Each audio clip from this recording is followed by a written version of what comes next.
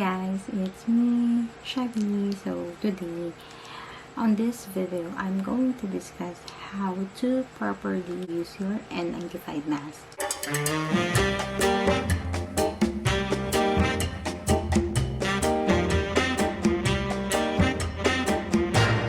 So, disclaimer, I'm not an infection control nurse.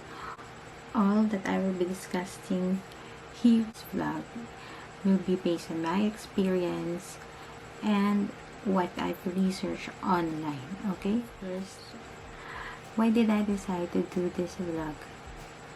Because I've seen lots of, sorry guys, even healthcare professional wearing it against infection control protocols. So that's why I decided to do this vlog to raise awareness on how to properly use your N95, because if you're using an N95 and it's not on the right way, so like it's useless. If you have an N95 mask, which is very in demand right now and is very costly, how will you be able to make sure that the N95 is giving you protection if you're doing it wrong? Okay, so let's discuss it.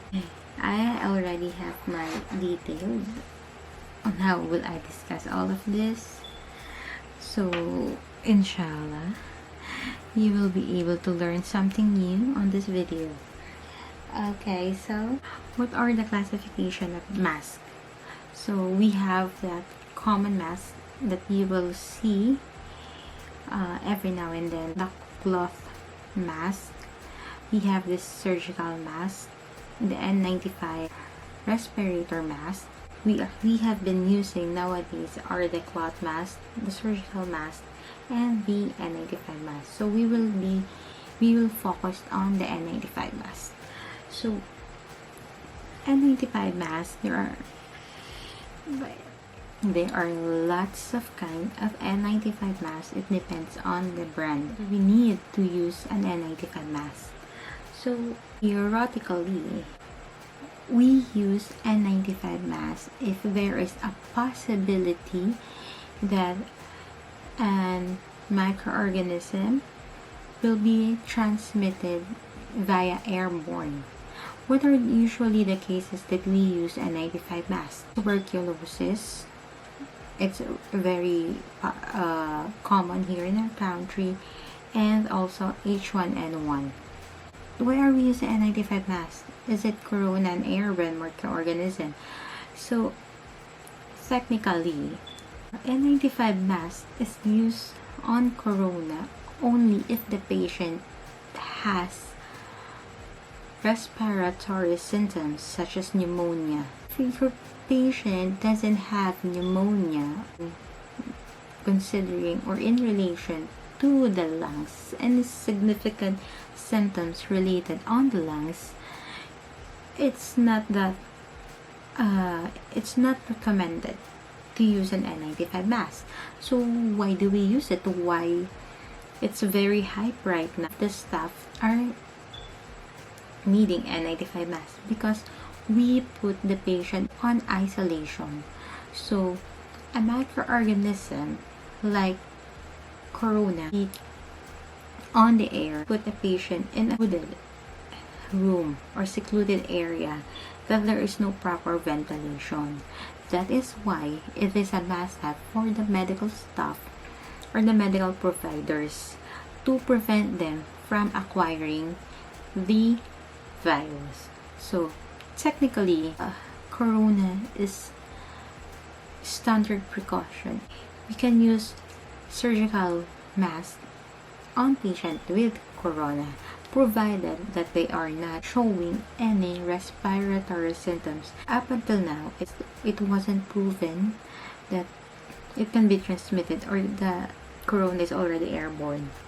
So we are just using this as a precautionary measures inside a secluded environment for our medical providers. So guys, Before using N95, there are a lot of types of N95. Before using an N95 mask, you should go or have a fit test. So what is a fit test? Personally, I haven't done it. Even before on my previous hospital, we did not do a fit test. So probably here in our country, since we cannot be choosy to request, or we cannot be choosy to demand a classification of N95 mask for ourselves, so we just use what we have. So doing the fit test. So how do you do the fit test for N95? Different ways of fit test actually. One of the example is, it's like a suit. They will put it on you and they will spray something. Then you try different kinds of N95 until you find the right fit for you. Where when they put the chemical or when they spray the chemical, you will not be able to smell it. So there are lots of different types of N95 because depending on the shape of your face, the structure, that's why it's necessarily to do your fit test. Here are the examples of how they do a fit test for N95. So anyway, I've heard some hospitals like those in Lung Center and RITM, they're doing fit tests, especially for nurses who's handling TB cases. So in other hospitals, I'm not sure if they're doing it also. So guys, I will show you an example of an N95. This is a N95 9010 model or type.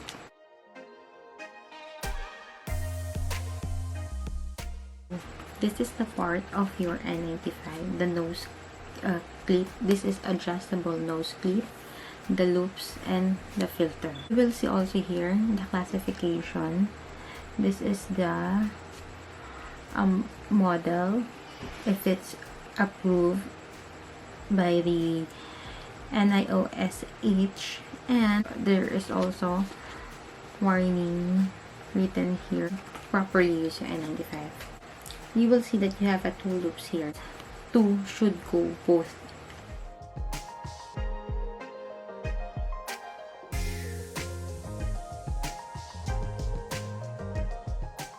Both loops should be at the back of your head, would be properly fit on your face, and you have to pinch your nose clip like that, so no air will be coming inside. We have to properly secure our N95 because excess here where the air can enter, that is useless. We have to make sure that it is properly sealed over here and here. It should be covering your jaw, and you bow down, there will be no spaces. You should make sure that your N95 mask doesn't have any spaces, especially when you're moving. I have seen lots, even medical staff, wearing surgical masks and then putting their N95 mask. Guys, that is very useless if you're doing it like that. If you remove your N95 mask and you don't have any marks on your face, so probably you're wearing it wrong. Loops should be pulling the mask going at the back, so it would be really secured. Like she was already sleeping. She wanted to say hi. Okay guys, so now if the N95 mask that I received was big and it's not fitting me properly, that's why I'm using surgical mask inside, or you're using it so that N95 will not be soiled. Yeah, it will not be soiled, but there's no protection if you are doing it that way. As you can see, it is really difficult to use an N95 mask, as you will have, mind you, I had experiences. I had lots of pimples because of N95 mask during H1N1 outbreak. But it's better to have the pimples rather than acquiring the disease, right? So if you really want to use a surgical mask, because it's your N95 mask is not really fitting well, you can use a surgical mask on the top of your N95, but never a surgical mask and then an N95 up. Can reuse our N95 mask. So as for CDC, because there is no available N95, it's very limited. We can reuse our N95 mask after our duty, given that it is not soiled. So you can put your N95 mask inside a ziplock, and then yeah, you can mark it here. So technically, after each use, you should be disposing it. N95 right now is limited. We can reuse it. So up until when can we reuse our N95? Actually, he said you can reuse your N95 up until 3 days, or I don't know others, as long as it is not soiled. So it depends on your assessment of your N95, if it's still reusable, or you think that it will not give you any protection at all. So remember guys, always when you're in doubt, throw it out. So when you think that it's not appropriate anymore, then throw it out, rather than acquiring disease from using inappropriate N95. So remember, when should we use and when should we discard our N95 mask? So we should use N95 mask, especially if we are doing procedures that will be generating aerosols, such as tracheostomy cleaning, nebulization, and suctioning. So after those procedures, you should always discard your N95 mask unless you are protected with a face shield, especially for highly contagious patient that is also on contact precaution. Is necessarily we should discard all our PPEs, because you never know when organism our PPEs. Make sure that there will be no cross-contamination. To be able to maintain precaution, we should always discard our PPEs. Never please stop using your N95 mask over your surgical mask. That is a no, as in wrong. No for infection control. Never, please never use your N95 mask over your surgical mask. So please guys, especially those frontliners, please stop doing it, because that is for your own. There is nothing wrong venting. It's better to be sure than sorry later on. And please properly dispose our mask by throwing it on the hazardous garbage, so to make sure that it will not contaminate any other auxiliary stuff. Guys, that's all. I hope that you have learned something. I'll repeat, I'm not an infection control nurse. These are all based on my experience and what I've read on the context of infection control procedure manuals. So if you have violent reaction, you can comment down and I'll look into it. Anyways guys, so today is what they call the pink moon. For this video, our scripture will be coming from Isaiah chapter 31 verse 26. And the sun will be 7 times brighter, like the light of 7 days in one.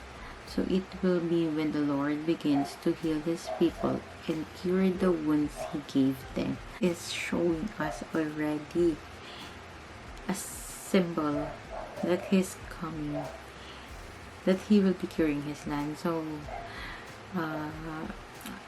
let's continue to pray that may the Lord hear our prayers, so this disease, this pandemic will vanish, because we know only Him will be the one to cure those with corona and to remove this pandemic. So remember, nothing wrong in praying, nothing wrong in doing what you know, doing the best, doing what you know best. Always ask someone if you get hesitation. Always keep in mind, or if you are hesitant, read the books. Internet is a very handy. It's just one snap of one click away. So if something's bothering you, research on it. Try to enhance our knowledge. So guys, I hope I have imparted some knowledge into you, and please don't take this negatively. I hope you learned something. Thank you for watching. Bye.